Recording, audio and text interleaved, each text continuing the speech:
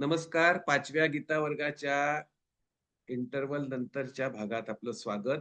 आपण गीतेतल्या सगळ्यात प्रसिद्ध श्लोकापाशी थांबलो होतो. आता तिथून पुढे सुरुवात करूया.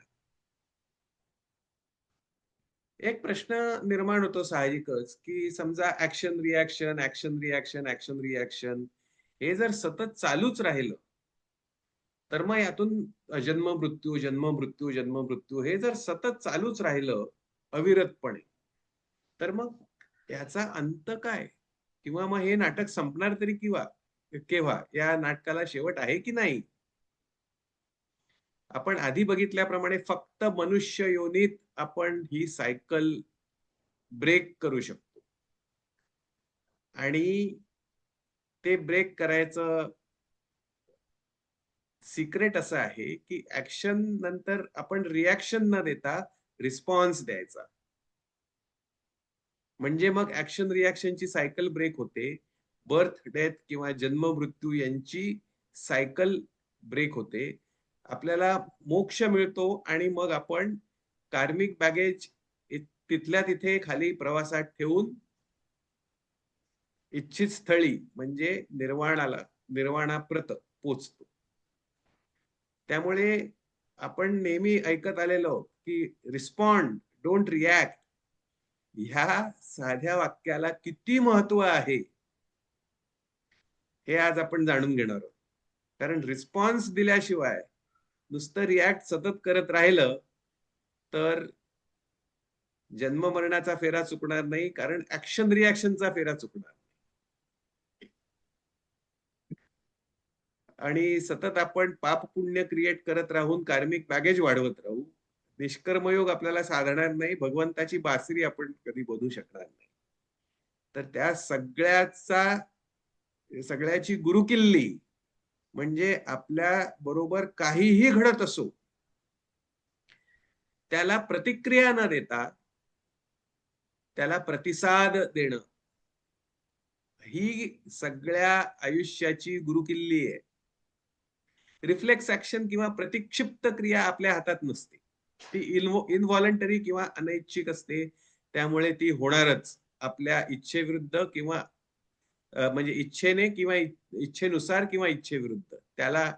त्याच्यावर आपला कंट्रोल नाही. पण जी रिएक्शन असते, म्हणजे प्रतिक्रिया असते, तिच्या ऐवजी प्रतिसाद आपण प्रत्येक वेळेस जर देत गेलो, तर निश्चितच बिकमिंगचा जो अंतर्गत जर्नी आहे, त्याच्यात झपाट्याने आपली प्रगती होऊन नुसतं आपल्याला समाधानच आयुष्यात मिळणार नाही, तर त्याच्याही पुढे जाऊन मोक्षापर्यंत ह्याच जन्मात आपण निश्चित पोहोचू शकतो.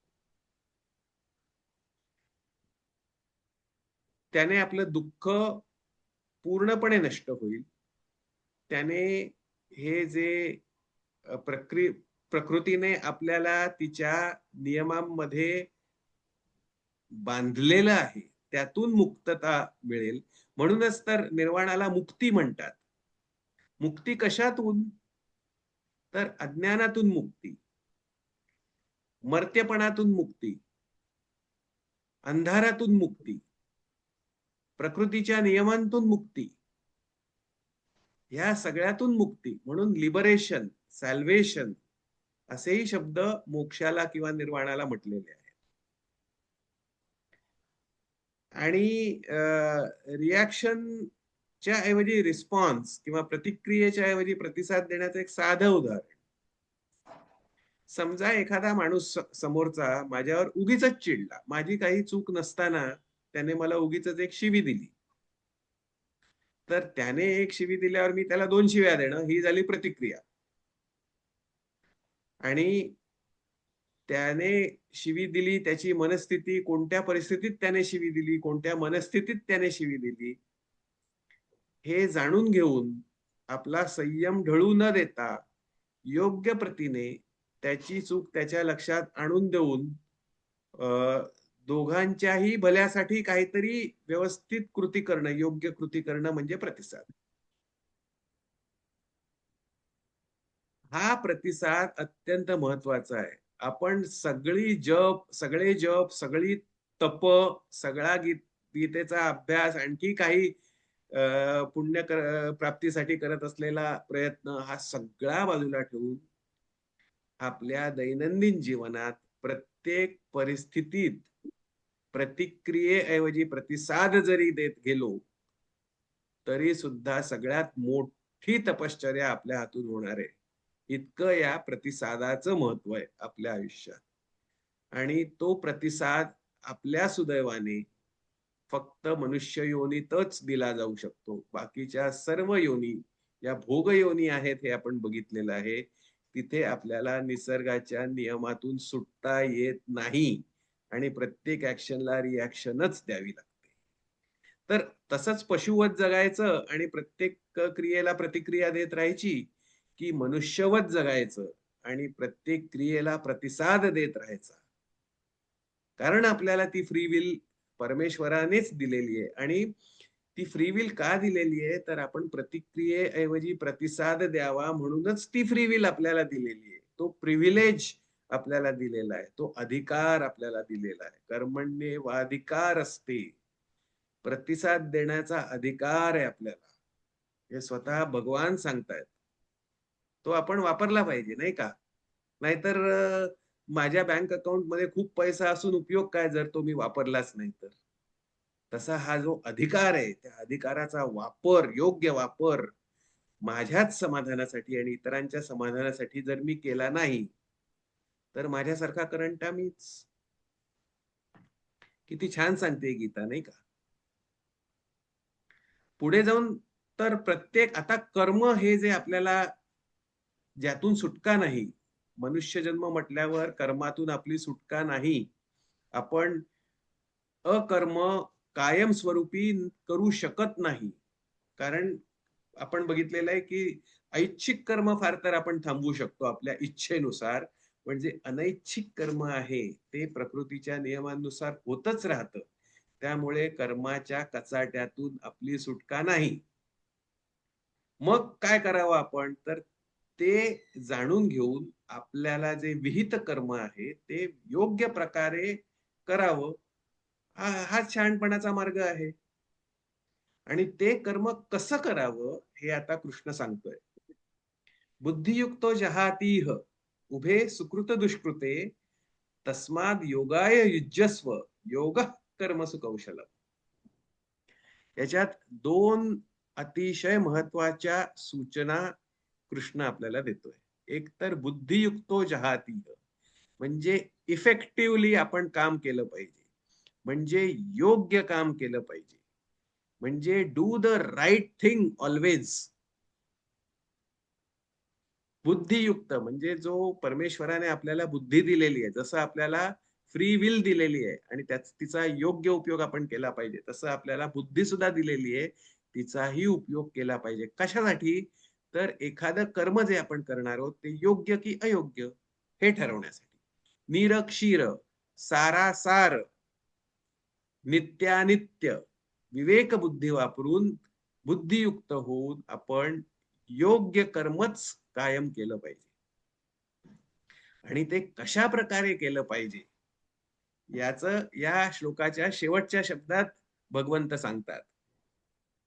कौशल्य कौशल्यपूर्ण आपलं काम म्हणजे कसं छान पाहिजे. अगदी आपल्यालाच समाधान झालं पाहिजे इतकं छान पाहिजे. म्हणजे लोक काही म्हणत पण आपल्याला वाटलं पाहिजे की वाह किती छान काम झालं आपल्या हातून. कौशल्यपूर्ण असलं पाहिजे. एफिशियंट असलं पाहिजे. ऑप्टिमाइज असलं पाहिजे. म्हणजे रिसोर्सेस आपल्याला जे असतात ते योग्य तितकेच वापरून म्हणजे कमीही नाही वापरायचे आणि भाराभर पण उगीचच नाही वापरायचे. म्हणजे उगीचच तलवार घेऊन कोथिंबीर चिरत नाही बसायची. तर त्याच्यासाठी सुरीच पाहिजे आणि बोटाने सुद्धा कोथिंबीर चिरायचा प्रयत्न नाही करायचा.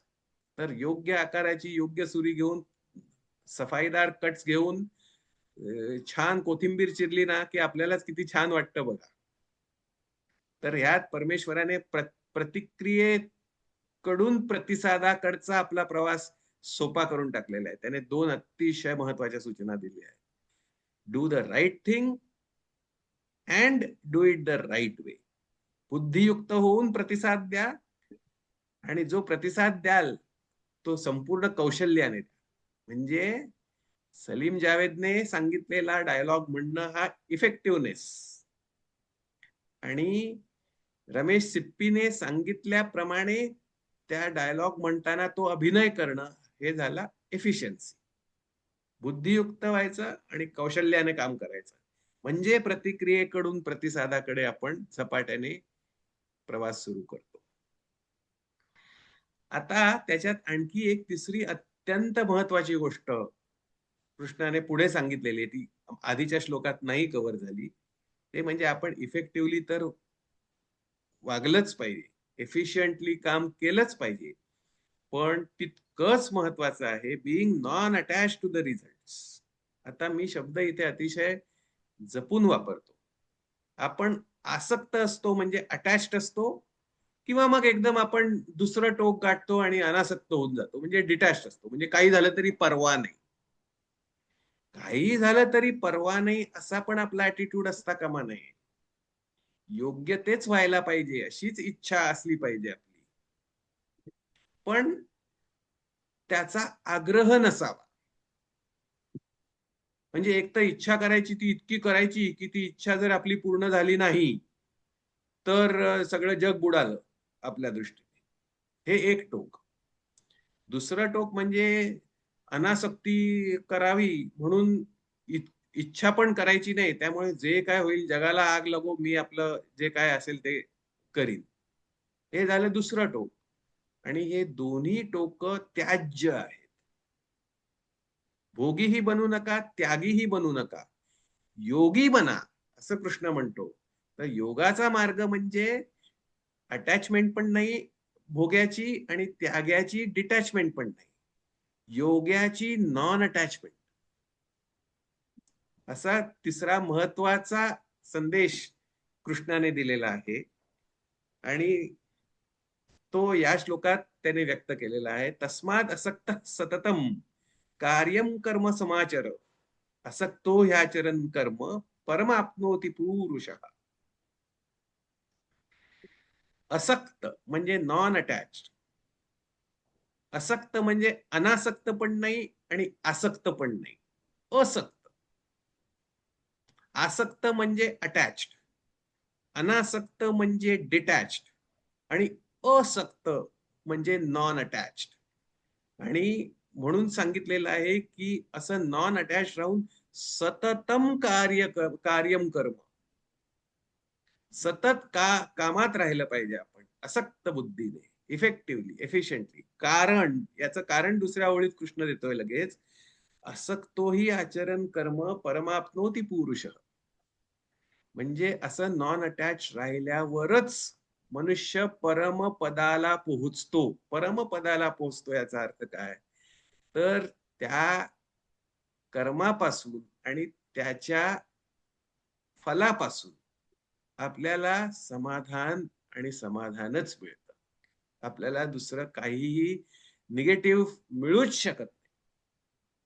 आणि ही जादू आहे. हे एकदा आपला प्रत्येक प्रतिसाद ना असा इफेक्टिव्हली, एफिशियंटली आणि नॉन अटॅच्ड वेने द्यायचा उद्यापासूनच तुम्ही प्रयत्न करून बघा, आणि जे समाधान तुम्हाला मिळतं ते तुम्हीच अनुभवा. कारण ते मी शब्दात वर्णन करू शकत नाही. तुम्ही जर साखरेची गोडीच चाखली नसेल, तर मी आता इथे कितीही घसा कोरडा केला साखरेचं गुणगान गाण्यात आणि गोड कशी असते साखर हे तुम्हाला समजावण्याचा प्रयत्न करण्यात, तरी त्याचा काहीही उपयोग नाही. कारण गोडी मुळात तुम्हाला माहितीच नाही काय असते. तेच जर उद्या तुम्ही पटकन एक साखरेचा दाणा जिभेवर ठेवलात, तर गोडी म्हणजे काय हे जसं तुम्हाला लगेचच कळेल, मी माझा घसा कोरडा केल्याशिवाय.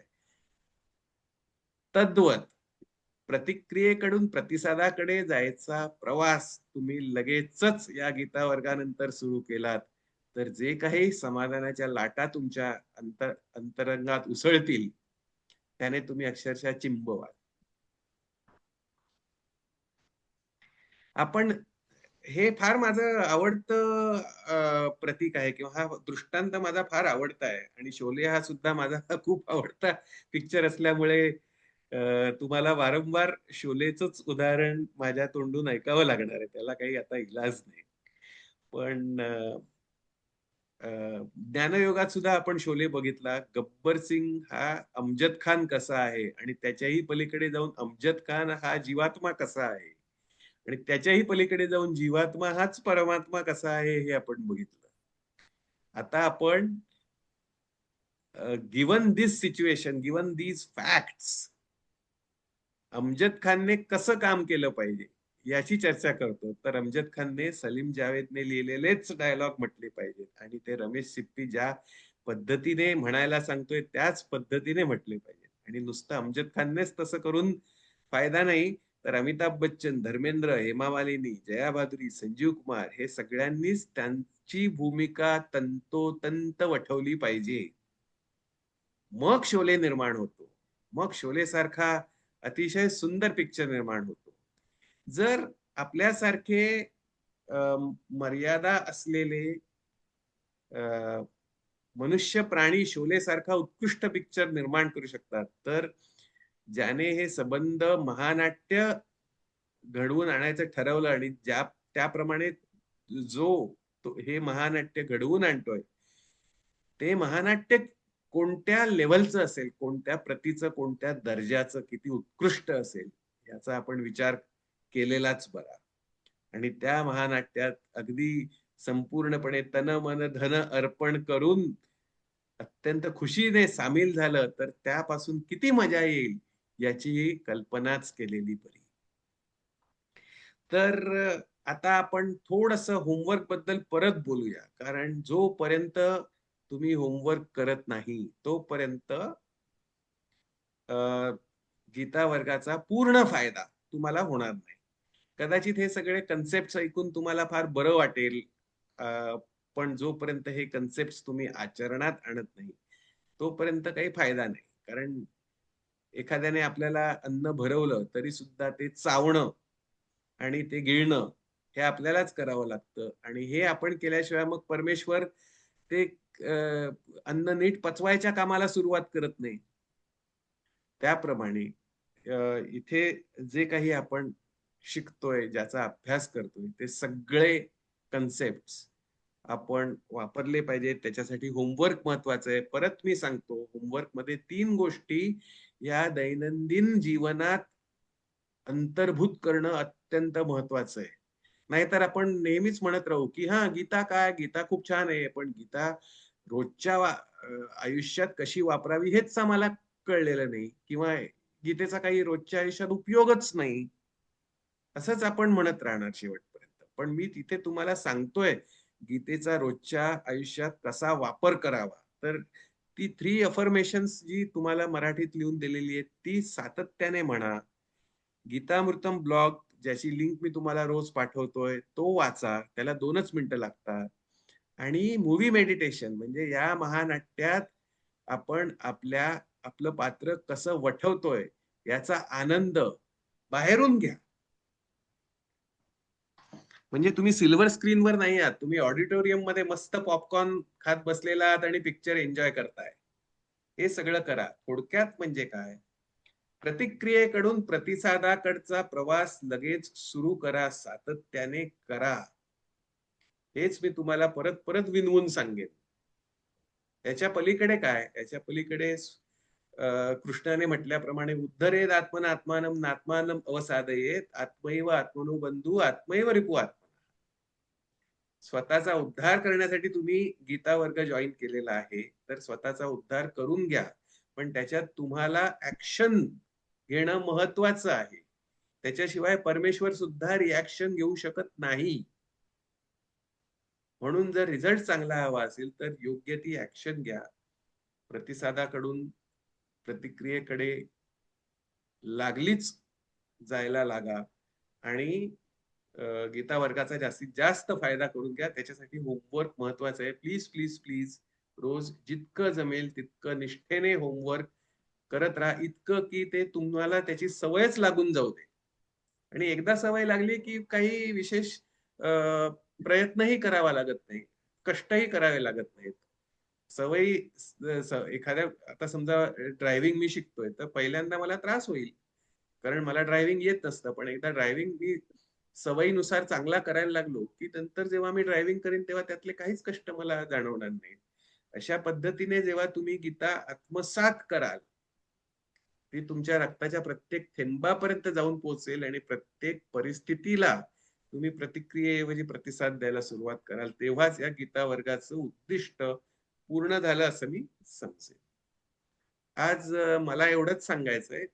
आता जो वेळ आपल्याकडे उरलेला आहे, तो आपण चर्चेसाठी किंवा प्रश्नोत्तरांसाठी वापरू शकतो.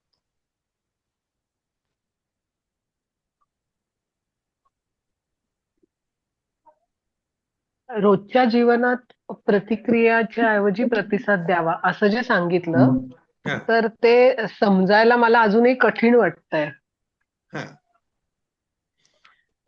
तर मी उदाहरण घेतलं ना, की एखाद्या परिस्थितीत आपण पटकन जी रिॲक्शन देऊन जातो, ती झाली प्रतिक्रिया. म्हणजे एखादा आपल्याला बोलला, तर आपण त्याला उलटून बोलणं हे अगदी नैसर्गिक आहे, नाही का? कारण तो कदाचित त्याला आपली पूर्ण बाजू न समजता तो आपल्याला बोललेला असतो, अपमान केलेला असतो, आपला अहंकार दुखावला गेलेला असतो आणि सत्य तो बोलतो ते सत्य असतं असंही नव्हे. तर मग त्याला पटकन आपण प्रत्युत्तर देणं हे अतिशय नैसर्गिक आहे. पण मग तशी जर रिॲक्शन काहीच विचार न करता दिली, तर त्याचा विपरीत परिणाम होऊ शकतो. Action leads to reaction, reaction leads to another reaction आणि मग हे कधी संपतच नाही. मग आपण त्याला बोलतो, मग तो आपल्याला बोलतो, मग आपण त्याला बोलतो. हे सगळं वाढतच जातं. हे आपण समाजात सुद्धा बघतोय ना, रोजच्या रोज आपल्या जीवनातही बघत असतो. तर ही झाली प्रतिक्रिया. त्याच्याऐवजी त्याने जरी आपल्याला तो आपल्या प्रती वाईट वागला, तरी सुद्धा आपण शांत बसलं पाहिजे. शांत बसून योग्य तो विचार केला पाहिजे आणि त्याच्यावरचा प्रतिसाद आपली बुद्धी वापरून, बुद्धियुक्तो जहाती आणि मग कौशल्याने, योगः कर्मसु कौशलम, तर आपण नीट ठरवला पाहिजे की काय प्रतिसाद याला दिला असता माझंही भलं होईल आणि त्याचंही भलं होईल. कारण जन्मतः कोणीच वाईट नसतो हो. प्रत्येक जण हा शेवटी परमात्माच आहे. मग मी त्याचं कशाला वाईट चिंतू? कारण त्याचं मी जसं वाईट चिंतू शकतो, तसं तो पण माझं वाईट चिंतू आणि करू शकतोच की. आणि याला अंत कुठेच नाही. तर याला अंत तेव्हाच होईल जेव्हा मी त्याचं भलंच चिंतायला लागेल. आणि जेव्हा मी त्याला भलेपणाने सामोरा जाईन, भलेपणाने प्रतिसाद देईन, तेव्हा कुठे ना कुठे त्याला त्याची जाणीव होईल. आणि मग हळूहळू त्याचीही प्रतिक्रिया प्रतिसादात बदलेल. अशा तऱ्हेने सगळ्याच लोकांचं भलं होईल. सर्वेषां संतु मंगलम. तर तो प्रतिसाद आहे. आता हा प्रतिसाद कसा द्यावा हे परिस्थितीनुसार प्रत्येक परिस्थितीत ज्याने त्यानेच आपल्या बुद्धीचा वापर करून ठरवायचंय.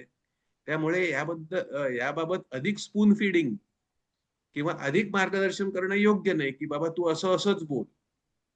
असं सांगणं योग्य नाही. कारण प्रत्येक परिस्थिती ही वेगळी असते आणि उद्या नवी परिस्थिती निर्माण झाली, की समजा जर अमुक पद्धतीनेच प्रतिसाद दे असं सांगणारा गुरु जर आपल्या आजूबाजूला नसला, तर मग आपली पंचायतच होईल. मग प्रतिसाद द्यायचा कसा? तेव्हा आपल्या तो जो गुरु आहे, तो आपल्या अंतरात्म्यात कृष्णाच्या रूपाने बसलेला आहे. त्याच्याशी संवाद साधला, की मग आपल्याला परमेश्वरी इच्छा काय आहे, हे एखाद्या प्रसंगात याचं आपोआपच आकलन व्हायला लागतं आणि त्याप्रमाणेच आपण चालू बोलू लागतो. थोडक्यात म्हणजे काय, तुम्हाला जर तुमचं पात्र माहिती नसेल, तर डायलॉग्स कोणते म्हणायचे किंवा ऍक्टिंग कशी करायची माहिती नसेल, तर सलीम जावेदला आणि रमेश सिप्पीला विचारा आणि त्याप्रमाणे ऍक्टिंग करा. झालं, संपला विषय. तोच प्रतिसाद तुमचा.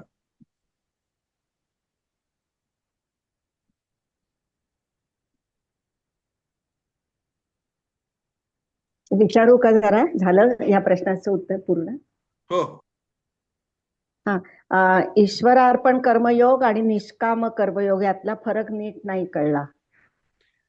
निष्काम सांगितलं तुम्ही कर्मयोगा खरं, पण जरा हा निष्काम कर्मयोगामध्ये उद्दिष्टांवर आपलं लक्ष नसतं, हम्म. पण कर्तेपणाचा भाव असतो. हम्म. आणि ईश्वरार्पण कर्मयोगामध्ये उद्दिष्टांवर लक्ष तर नसतंच, पण कर्तेपणाचा भाव सुद्धा गळून पडतो, कारण आपण एका परमेश्वरासाठी काम करतोय ही भावना निर्माण होते. म्हणजे आता याचं एक उदाहरण घ्यायचं झालं तर मी असं घेईन की आपल्याला रामायण माहितीये आणि रामायणामध्ये ती गोष्ट माहितीये की कैकेयीने रामाला 14 वर्ष वनवासात जेव्हा पाठवलं तेव्हा भरत अयोध्येत नव्हता, आणि त्यानंतर राम वनवासात गेल्यावर जेव्हा भरत आला आणि त्याने कैकेयीने रामाला वनवासात पाठवलंय हे जेव्हा त्याला कळलं, तेव्हा तो अतिशय क्षुब्ध झाला आणि त्याला अतिशय लाज वाटली, कैकेयीची लाज वाटली, स्वतःची लाज वाटली, आणि अत्यंत दीन भावनेने तो वनवासात रामांना परत बोलावण्यासाठी गेला. आणि कर्तव्य भावनेने रामानी त्याला नकार दिला. त्याला सांगितलं की तुझी भावना मी समजू शकतो, पण आता मी येऊ शकत नाही अयोध्येत, मी 14 वर्षांनीच येणं योग्य आहे. हा एकदम इफेक्टिव्ह डिसिजन रामांनी घेतला. मग आता भरताने काय इफेक्टिव्ह डिसिजन त्याच्या परीने त्याच्या बाजूने घेतला, तर तो म्हणाला की मग निदान तुमच्या पादुका मला द्या, मी स्वतः सिंहासनावर बसणार नाही, तुम्ही परत येऊन हे तुमचं सिंहासन ग्रहण करेपर्यंत तुमच्या पादुका मी सिंहासनावर ठेवून तुमच्या परीने हे काम करेन राज्य चालवण्याचं. म्हणजे इंग्लिशमध्ये सांगायचं झालं तर 2 प्रकार असतात ना, एक ओनर असतो आणि दुसरा ट्रस्टी असतो.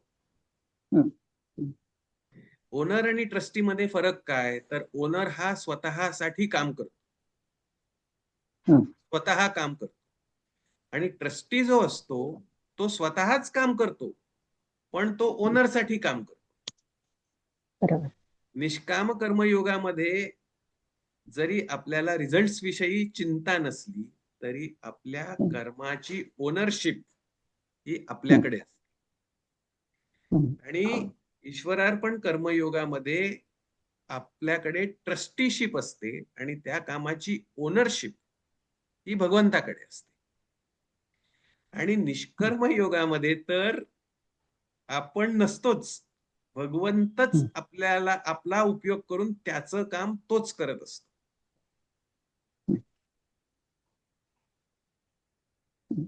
छान सांगितलं. थँक्यू. छान कर.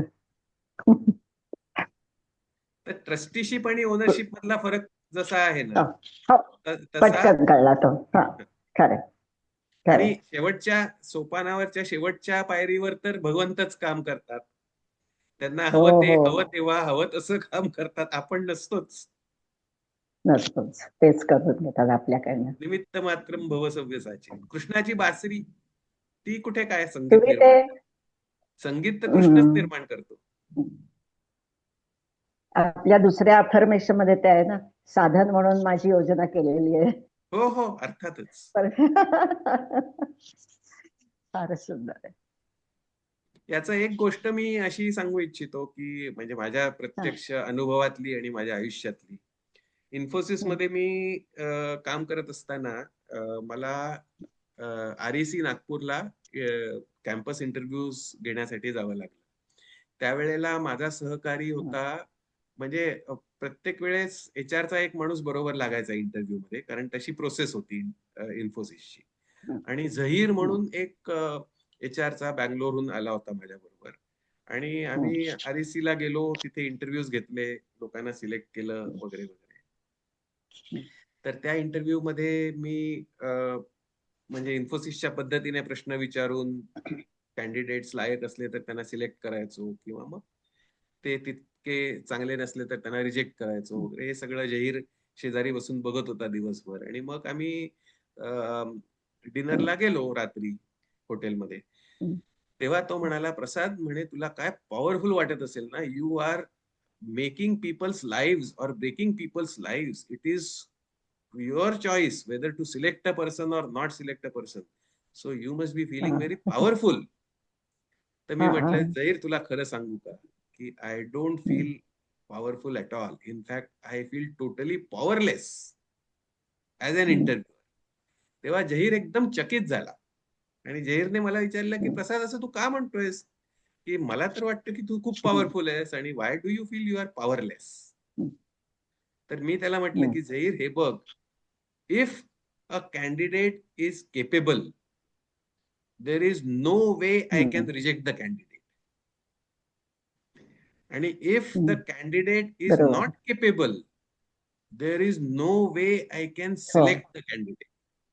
मग ह्याच्यात आज मला पॉवरचा हो. प्रश्न आहेच कुठे, येतोच कुठे? कारण मी इन्फोसिसचं साधन बनून इंटरव्ह्यू घेत होतो. हो. बरोबर. मी कोणीतरी फार बरोबर. मोठा माणूस आहे आणि मी लोकांचे आयुष्य घडवतो किंवा बिघडवतो, या भावनेने मी इंटरव्ह्यू घेतलो. हा फरक आहे. वा. छान.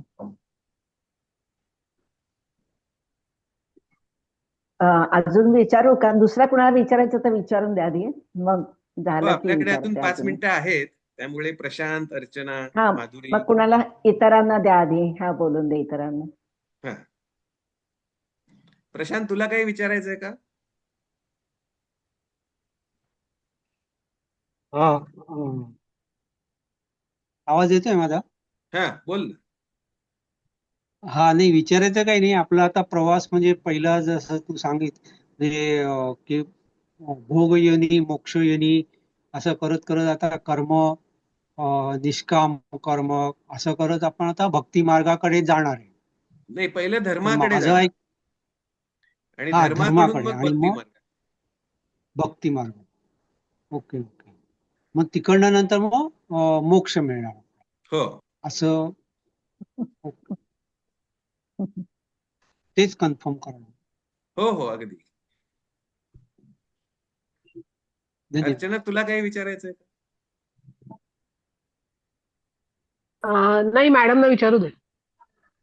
हा, काकू, हा, मग बरोबर. तुम्ही. मला प्रश्न आहे की आता भोगयोनी जे सांगितले तुम्ही, किडे, मुंगी, पक्षी काय असेल ते, मग त्यांची प्रगती कधी होतच नाही का? किंवा ते त्यांचं अपलिफ्ट कसं होणार प्रवास नाही, योनीमध्ये? हा. Upliftment is possible only as a human being. हो का? हो पण मग त्यांना वरची श्रेणी प्राण्याची किंवा पशुची अशी मिळते का? असं हो ना, निदान. एखाद्या पशुचं रूपांतर होऊ शकतं. काय होतं, पशुचं हा. रूपांतर कसं होतं, तर तो पशु योनी भोगतो हो. आणि परत मनुष्य योनीत येतो. हा हा हा आणि मनुष्य योनीत जर त्याने पुण्यकर्म केलं तर मग त्याला वरची योनी मिळते. हा हा हा हा. बर. नाही म्हणजे आता गाय आहे, कोंबडा आहे समजा, तर तो वरच्या लेवलला कसा येऊ शकतो असं म्हणते. तर वरच्या लेवलला येण्यासाठी त्याला पहिलं मनुष्य योनीत यावं लागतं. त्यातच यावं लागतं, त्याशिवाय काही नाही. हा, पण ती योनी मिळणारच नाही ना त्यांना. मिळते ना. मनुष्य एकदा योनी मिळते का? कसं आहे, मिळते का? भोगयोनी हा. जी आहे ना, ही हो हो पापांची फेड झाली आपली, की मग तुम्ही हो परत हो. मनुष्य योनीत येता. हा आणि हा. मनुष्य अच्छा. योनीत जेव्हा तुम्ही जाता तेव्हा पुण्याची फेड झाली हा. की मग हो. परत मनुष्य योनीत. त्यामुळे पाप आणि हा पुण्य हा. तुम्ही जर नुसतं करत राहिलात तरी मोक्ष मिळेलच हो. याची गॅरंटी नाही. मोक्ष नाही फक्त नाही, बरोबर. आत्मसाक्षात्कारानेच मिळू शकतो आणि हो. आत्मसाक्षात्कार फक्त मनुष्य योनीतच होऊ शकतो. नाही, आलं लक्षात. पापांची फेड झाली की ते मनुष्य याच्यात येतात. हा. हा, आणि मग ठीक तिथून आहे. ते मग परत खालच्या योनीत जातील की वरच्या योनीत जातील, हो हे हो ते हो पाप करतात हो. की पुण्य करतात याच्यावर अवलंबून आहे. त्याच्यावर. ओके ओके, कळलं कळलं. अगदी हे हे समजलं. योनीत फिरणं झालं आणि हा. योनीच्या चक्रातून सुटका हा आत्मसाक्षात्कार झाल्यावर होतो, हो हो. जो फक्त प्रश्नच मनुष्य योनीत नाही. होऊ शकतो. नक्की नक्कीच नक्की. ओके, झालं समाधान. बोला अर्चना ते विचारा. पण मग प्रथम जन्म किंवा प्रथम ते चक्र दाखवलं होतं की जल ह्याच्यात माशाचा जन्म किंवा हे प्रथम असतं, हो, असा त्याचा अर्थ आहे. नाही, ओके. प्रत्येक जीवात्म्याला जे जीवन सुरू झालं ते तिथपासून सुरू झालं.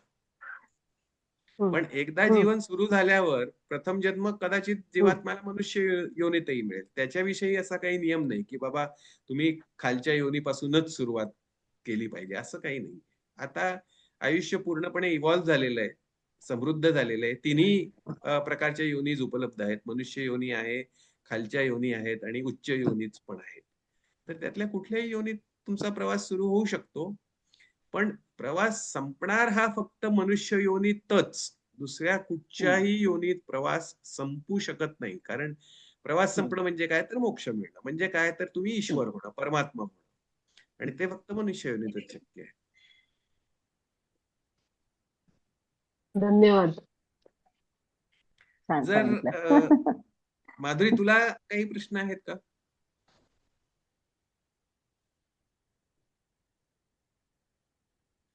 मला वाटतं ती हा, माधुरी, तुला काही प्रश्न आहे का? आपल्याकडे नाही, 1 नाही. मिनिट आहे अजून. ठीक आहे. जर सगळ्यांचे प्रश्न झाले असले समाधानकारकरित्या, तर मग आपण आत्ता हा गीता वर्ग इथेच संपवूया. तुमच्या सगळ्यांचे मनपूर्वक आभार आणि तुम्हाला मनपूर्वक शुभेच्छा प्रतिसादाकडून प्रतिक्रियेकडे जाण्यासाठी. नमस्ते. नक्कीच. दादा दादा मला विचारायचं, तुम्ही पिन काढून टाकलायत का? आज मला शोधता शोधता पुरे वाट. हो का? आपला शेअर करायचं ते मला माझ्या ह्याच्यात सापडलं नाही का? पिन नाहीये ती माझ्या ह्याच्यात तरी नव्हती, त्यामुळे मग मागे तुम्ही खूप लॉग इन जाऊन कसं शोधायला झालात? लागलं. लॉग इन कसं मी झालात? पिन Zoom वरती मागे गेले पिन ना नाहीये. पुष्कळ. हा. एरवी कसं पिन पिन नाहीये. आहे केलेलं, तिथे फक्त केलं की हा. लगेच येतं. आज हो. मागे मी मागे आणि मागे जाऊन जेव्हा ती लिंक टाकलेली सापडली मी तेव्हा पिन करतो जॉईन झाले. ग्रुपला मी हा पिन हा हा करतो. करा प्लीज.